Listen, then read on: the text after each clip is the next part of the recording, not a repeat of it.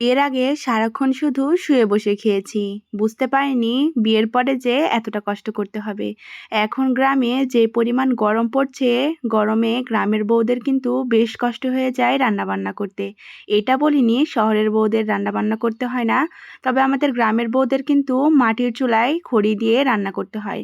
আর এটা কিন্তু বেশ কষ্টদায়ক। আসসালামু আলাইকুম সবাইকে। সবাই কেমন আছেন? আশা করি সবাই অনেক ভালো আছেন। আলহামদুলিল্লাহ, আমরাও অনেক ভালো আছি। তো এই গরমে রান্নাবান্না করতে যা কষ্ট হচ্ছে সেটা আর কি বলবো। খড়ির চুলায় রান্নাবান্না করা কিন্তু অনেক বেশি কষ্টের। একটা জিনিস কিন্তু খুব ভালো, কষ্ট করলে কষ্টের ফল কিন্তু পাওয়া যায়। এই যে কষ্ট করে খড়ি দিয়ে রান্নাবান্না করলে মাটির চুলার রান্না কিন্তু অনেক বেশি মজা হয়, তাই না? তো আজকে আমি রান্না করব সোনা মুগ ডাল দিয়ে মাছ দিয়ে মুড়িঘণ্ট। শহরের দিকে হয়তো এই ডাল রান্নাকে মুড়িঘণ্ট বলা হয়, তবে আমাদের গ্রামে আমরা এই ডালটাকে মুগ ডালের ঘাটি বলে থাকি। তো আজকে আমি বড় সিলভার মাছের মাথা দিয়ে এই ডালটা ঘাটি করব। আমার শ্বশুর আব্বু অনেক বেশি পছন্দ করে, এমনকি এটা আমাদের পরিবারের সবাই পছন্দ করে। তো প্রথমে ডালটাকে খুব সুন্দরভাবে ভেজে নিয়েছি, তারপরে ডালের ভেতরে দিয়ে দিয়েছি পানি।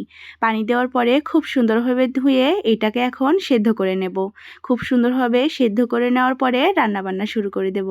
আজকে কিন্তু আমি আমার নতুন কড়াইয়ে রান্নাবান্না করছি, এটা কিন্তু সবাই খেয়াল করেছেন, তাই না? আসলে আপনি যেখানে থাকবেন আশপাশের জিনিস এবং জায়গাগুলো যদি পরিষ্কার বা পরিপাটি হয় তাহলে কিন্তু দেখতে খুব সুন্দর লাগে। তবে যখন আপনি একটা জয়েন্ট ফ্যামিলিতে বসবাস করবেন, আপনি হয়তো সব জিনিসকে পরিপাটি করে রাখতে চাইলেও পারবেন না, কারণ একটা পরিবারে অনেকগুলো সদস্য থাকে। সবার মতামত বা সবার চিন্তাভাবনা কিন্তু এক হয় না। তো কথা বলতে বলতে এদিকে দেখেন আমার ডালগুলো সেদ্ধ করা শেষ হয়ে গেছে। ডালগুলোকে আমি নামিয়ে নিলাম। এর ভেতরে আমি এইবার দিয়ে দেব পেঁয়াজ কুচি এবং কাঁচামরিচ। এই পেঁয়াজ কুচি এবং কাঁচামরিচ আমি তেল দিয়ে খুব সুন্দরভাবে ভেজে নেব। এই ঘাটিটা কিন্তু আমাদের উত্তরবঙ্গে খুব বিখ্যাত। আলু ঘাটি বলেন, ডাল ঘাটি বলেন, আমাদের উত্তরবঙ্গের মানুষেরা কিন্তু খুব বেশি পছন্দ করে। আমাদের এলাকায় কোনো বিয়ের বাড়ি বলেন বা কোনো অনুষ্ঠান, সেই অনুষ্ঠানগুলোতেও কিন্তু এই ঘাটিটা দেওয়া হয়। পেঁয়াজগুলো এদিকে ভাজা ভাজা হয়ে এসেছে। এর ভেতরে আমি গরম মশলা, এলাচ, এই তো আদা রসুন বাটা সবকিছু দিয়ে এখন মশলাটাকে খুব সুন্দরভাবে কষিয়ে নেব। আর নানি, আমার আম্মারা বলেন তরকারি রান্নার সময় মশলাটাকে আপনি যতক্ষণ বেশি কষাবেন তরকারিটা কিন্তু তত বেশি মজা হবে। হলুদের গুঁড়া, মরিচের গুঁড়া দিয়ে মশলাটাকে আমি খুব সুন্দরভাবে কষিয়ে নিয়েছি।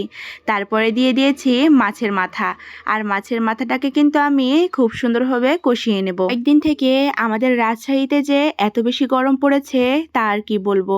আমাকে রান্না করতে দেখতে আপনারা বুঝতে পারবেন, রান্না করতে এত বেশি কষ্ট হয়ে যাচ্ছিল তা আর কি বলবো।